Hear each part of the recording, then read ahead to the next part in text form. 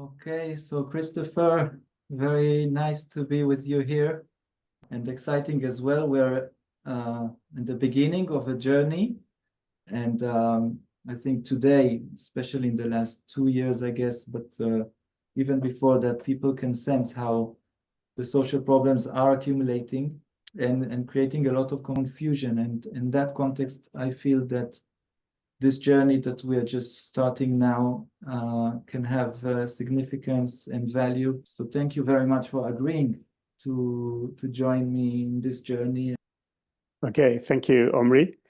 I think we should jump straight into it to match the urgency of the situation. Okay. But I think I should provide some kind of backgrounding.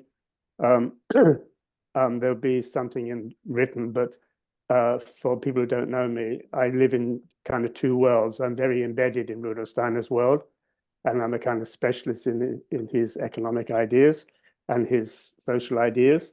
My kind of credentials are a degree in sociology and then another one in economic history and a PhD in banking and finance in the City of London, which means I kind of can shuffle between Steiner's world and people in monetary policy circles, central banks, this kind of thing. And I want to have that clear at the beginning because I think there's a huge problem of our time, which is to include Steiner in the discourse. And for me, the urgency to a certain extent is caused by the absence of his ideas. I'm not saying his ideas are the only ones in the universe. That would be ridiculous. But his ideas are very important, especially today, I think. And part of my work is to try and understand his ideas, but in connection with our current times. As you say, it's 100 years since he died. But as I'll try and describe, that's not so far away in real economic historical terms.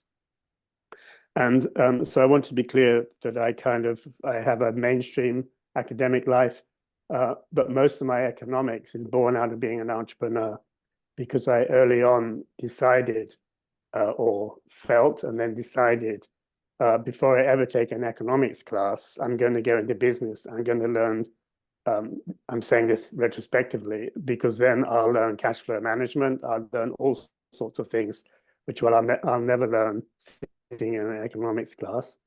And in fact, the kind of business I went into, there were several, but the main one for my economics was construction, building houses.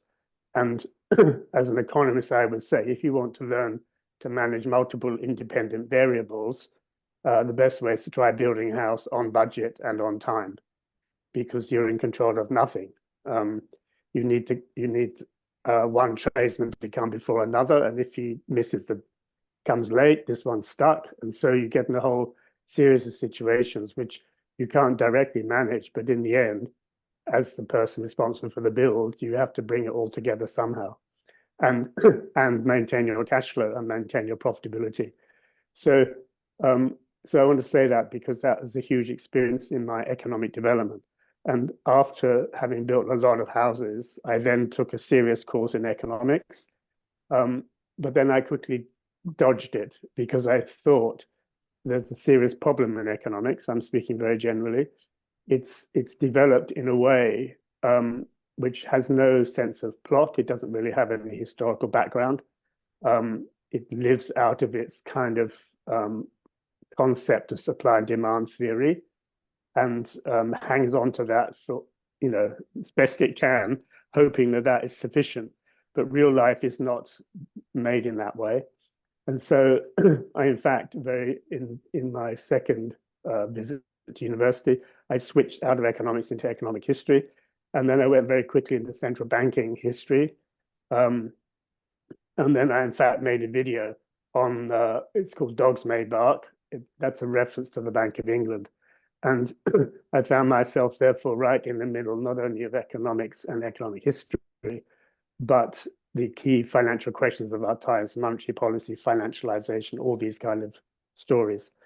And so I wanted to make that clear as background, because normally in economics, you choose your school of thought and you ignore all others. And I'm a bit of a chameleon because in my journey over the years, I've also looked into many, many schools of economic thought, from Marxism to Smith to on the, the Austrians, you might say, to anything that comes along. And for me, this is important to have a kind of, let's say, all-round view, or at least some kind of wide discourse on my part, so I don't get too locked into anything. And I would include Steiner in that mix. I'm not locked into Steiner, but I am very much an economic and monetary historian. So I get the problems of our times without Steiner, and I get the contribution he can make to these problems. So, and also for the urgency, I think one has to be careful with this. Yes, one can talk about urgency, and yes, one can think in very doom-laden terms. But in my experience, at least what gets me out of bed in the morning, what makes me always on the ball, is I've got Steiner up my sleeve. And the doom-laden comes from not having a wide or long sense of history. In my experience, when I hear people talking about it, or often people ask me what's going on, and their time frame is very short, and that creates the doom-ladenness of it. Not to have a sense of where we are in the long sweep of history, or that, for example, now would be the time when, for example, we could have a degree of agency that's never been possible before. If you look back in times, even back to the days before, it's not so long ago when some women couldn't vote in quite a few parts of the world, and maybe even today it's the case. So in the West, so-called, we take democratic institutions for granted, but they're quite new in historical terms. And if you unpick that, or you take away from yourself all the rights you have, all the privileges we have in the so-called Western democracy, you kind of see how recent an event it is, and how somehow that's linked to that's taking us to a place where human beings can have an agency they never had before. If you had your gods, or you have your religion, or your tribe, you didn't do anything which wasn't given to you. Even in central banking, the idea of an independent central bank is that story. Why would a central bank be given agency, be free of the state, or free to run its own affairs? This is all about individual agency. And in my view, at this point in time, it is the kind of key story. So it wouldn't be surprising to me if there was a huge shadow around that. And therefore, for me, the key story is, in my life anyway, to maintain individual agency in a world full of authorities and outside regulatory instruments. And these in themselves tell the story, also in monetary affairs. Why would we have authorities? Why do we use this kind of strange word when we should be the authors of our actions? And yet so many regulatory agents are called authorities. But the time of authority outside yourself, not born of your own experience or your own social responsibility, is really passé. And so if one lives into that proactively, which I claim to do, life isn't so doom-laden. It's doom-laden if you don't step into your agency at this point when you could. And I want to say that because this isn't Steiner's language. You won't find him speaking those terms, partly because I'm speaking somewhat as an English-speaking person, a bit more light in the use of language, a bit more, my critics say I use too much street language. But it's language which means I've been involved in politics, in running businesses, in all sorts of things outside Steiner's world. And I know the vernacular of where I go. And as an English person in particular, we have a problem, because if we go outside of England, we expect everyone to speak English. And if they don't, we just shout in English, and we expect them to understand. And my colleagues, for example, in the City of London, they say, you don't go native, do you, when you go to sunny climates? And I say, I changed my clothes. So I know how to behave in an air-conditioned office in the middle of Sao Paulo. right?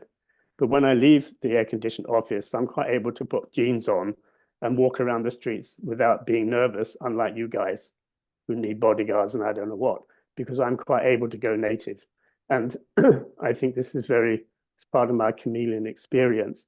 And I'm saying this because when you go native, you have to adopt other people's vocabulary, other people's values.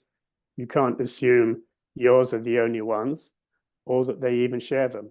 And so I think even if you think your values are important, I don't think you can just dump them on somebody. You have to live into their biographies, their stories. And then I think you will find a kind of empathy operating in both directions. And maybe there are many things that they already know in their vocabularies. And I'm even thinking of indigenous peoples. If you go to places like Australia, North America, South America, you can't ignore these stories. You have to learn their histories to a certain extent. And then you come into an empathy, and the empathy often is on the very same level of values and so on, but with their vocabulary and not necessarily the one I would use. So I say this because it's quite a challenge to bring Steiner into public discourse in economics, which is largely inhabited or conducted, I would say, in the English language. I'm saying this for reasons which become apparent later, that you can't just transpose Steiner from his world into the Anglo-Saxon world, so-called Anglo-Saxon world. You have to know a lot about those worlds. And in fact, in the beginning, the first thing he says in his economics lectures is make a very careful comparison between English economics and German economics, or German economy and English economy. So I'm saying this to some length because it's really important to do this translation work carefully. You have to know what he was saying. You have to know the context he was speaking in, and you have to know the context he was speaking. So he was speaking out of, as it were, his reality of the world he grew up in, which was pre-World War I Central Europe, with Franz Joseph on the throne for 60 years. The Austro-Hungarian Empire was a very, very important phenomenon. So this is his background. And when he was giving his economics lectures, he was speaking into post-World War I Germany, after the Treaty of Versailles had been enacted, which was pretty catastrophic. In Germany, it had this huge hyperinflation, and the world was kind of heading to its next mess, you could say.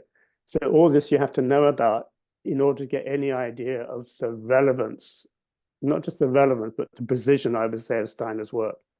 And I'm speaking entirely not from inside with Steiner out into the world, but from inside, say, a central bank, trying to answer the question that I'm often asked: who is this guy and why do you rate him? You know, first of all, he's not English. Secondly, he's not alive any longer. You know, and 100 years have passed. So why is it so important to you? And I'm rehearsing this on this podcast because this is what I have to do every time if I try and represent Steiner's work in English or English context. So when you translate Steiner into English, you really have, it's quite a challenge. And but when you do it, the doom lifts. The whole focus goes on, so how do I get agency in this world, which is expecting me to have it, but seems not to kind of respect it when I want to live it, so to speak. This may seem strange, but in my own biography, already when I was 16, I made a decision. I'm never going to have a pension. I'm never going to have insurance. I'm never going to have a positive balance at the bank. I'm going to stay negative. So I live entirely on my wits. I'll never have any fat on this lamb. You know, and I would say, luckily, I have had the constitution which enables that. So I'm not recommending it as a way of being. But when at 16 you start out saying this, you live entirely out of what you think you can bring to the world and whether you get remunerated for doing so. This is a world which is, so to speak, completely unregulated, because people like me, we wake up and we say, you know, what we're doing today, and then we have to have some sort of insight or intention, And then we have to see it through. And the world doesn't know this exists, this insight or this intention. So its first reaction is to ignore it, or to blank it, or to disregard it, or to say there are other things you should be doing with your life, like getting a mortgage or getting a job or finishing school, all these things. And if you don't go down that path, you are committed to pulling off what it is in the back of your mind until someone can see it. And so I want to say this because that's been my entire existence, because I really want to nail this doom-laden problem is largely the cloud. It's like the shadow that comes over you when you're supposed to step into your own agency. It's not actually there. Yeah. But if you don't step into your own agency, or if you don't understand what that is for all sorts of reasons, then the world looks doom-laden. But in fact, it's just a black cloud that you can disperse or see beyond it. So I wanted to kind of say that. I think you're talking about this individual impulse, like at our time, to develop ourselves as individuals. That's like a moment in history, and you view it in a historical way, and you say this is new. This is transition. Like every period is a transition. So in that sense, I don't know if that's the word, but it is new. It is this agency, this individual agency. I think it comes with two things. It comes with this being free, being independent, which we don't know. I mean, it's new in history, and we have to make up for ourselves things. So that's one danger, because things are not instinctively coming from above, like the religious rule or a king's rule or whatever it was back in history that maintained the society in a more orderly way. That's one aspect of it. And the other aspect, I think, is that once we are individuals, this self-centeredness is always there in the shadow as well. I feel myself as an individual. So on one side, in the bright side, I'm free, and I can go in this path that you're pointing out here. But on the other hand, it's like we don't have this instinctive social structure to maintain something, to mitigate our self-centeredness. And in that sense, it's gone wild. And the question is obviously how the individual can still remain social and go past self-centeredness into something that is perhaps a new phase.